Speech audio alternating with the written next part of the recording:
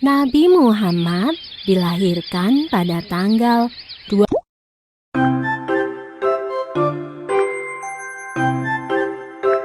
Kisah Nabi Muhammad Shallallahu Alaihi Wasallam.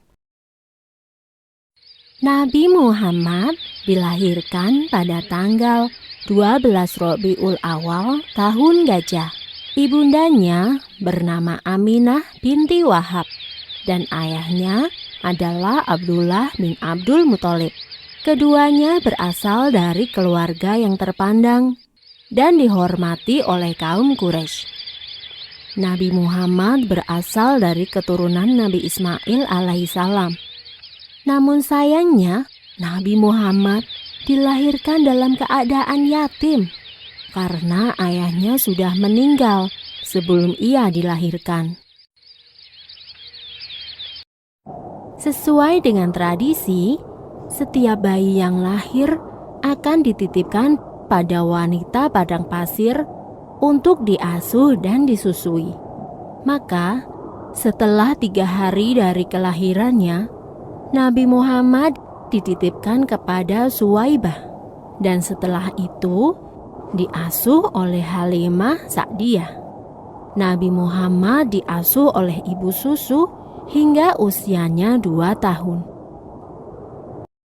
Ketika Nabi Muhammad berusia 6 tahun, ia diajak oleh ibunya berziarah ke makam sang ayah di daerah Yatsrib.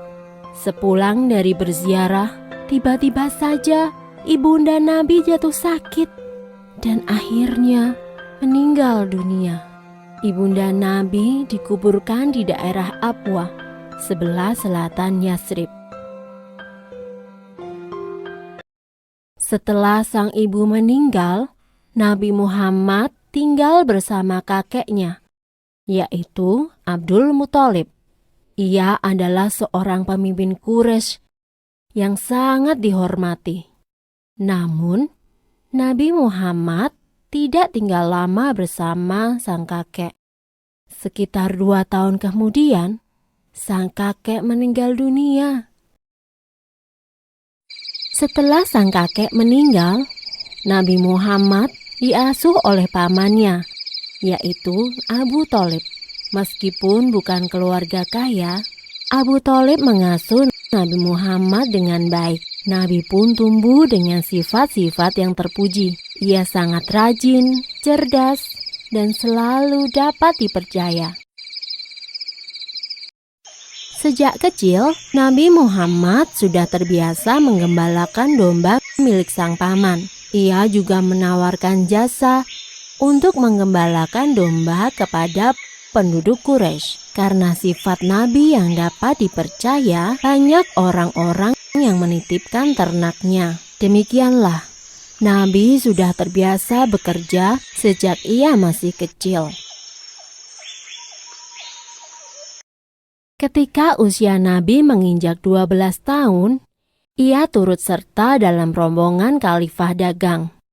Ia dan pamannya dalam perjalanan menuju ke Syam. Ketika sampai di Busra, mereka bertemu dengan seorang pendeta Bukhairah. Pendeta itu berpesan agar Abu Thalib menjaga Muhammad baik-baik.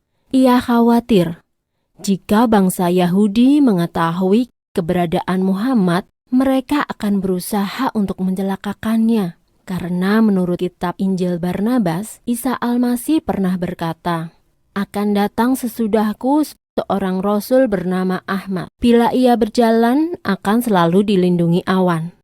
Dan memang, selama perjalanan itu, mereka selalu dipayungi oleh awan.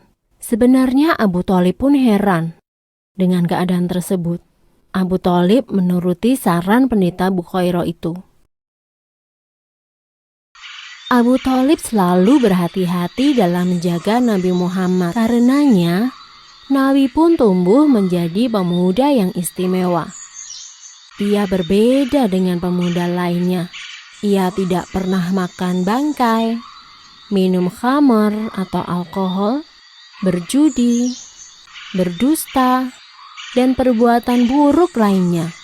Di tengah masyarakat Quraisy, Nabi Muhammad mendapat julukan Al-Amin, yang artinya dapat dipercaya. Ia juga tumbuh menjadi pemuda yang pandai dalam berdagang. Selesai. Sumber dalam Al-Quran terdapat dalam surat Asy-Syaff ayat 6, yang artinya, "Dan ingatlah ketika Isa ibnu Maryam berkata, 'Hai Bani Israel, sesungguhnya aku adalah utusan Allah kepadamu, membenarkan kitab sebelumku yaitu Taurat, dan memberi kabar gembira dengan datangnya seorang Rasul yang akan datang sesudahku, yang namanya Ahmad atau Muhammad.'